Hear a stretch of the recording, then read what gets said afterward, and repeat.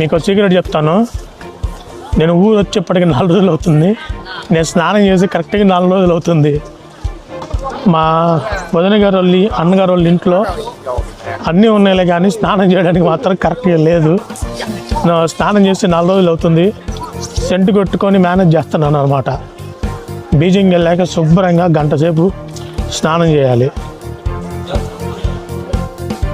ఇది హోటల్కి అయితే వచ్చేసాము. ఈ విలేజ్లో ఇలాంటి హోటల్స్ 10-15 ఉన్నాయంట. సేమ్ మనలాగా బ్రేక్ఫాస్ట్ సెంటర్లు ఉన్నట్టే ఇండియాలో.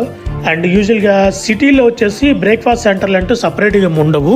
మామూలు రెస్టారెంట్స్ ఉంటాయి కదా, ఆ రెస్టారెంట్లోనే మార్నింగ్ కొంచెం బ్రేక్ఫాస్ట్ కూడా సర్వ్ చేస్తారు. బట్ ఇన్ని రకాల వెరైటీలు ఉండవు అనమాట ఇక్కడ ఉన్నట్టు.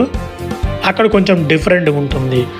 జనం చూడండి ఎంతమంది వచ్చారు. పక్క పల్లెటూరులో కూడా ఇంతమంది జనం రావడం అనేది బ్రేక్ఫాస్ట్ చేయడానికి చాలా గ్రేట్ అది.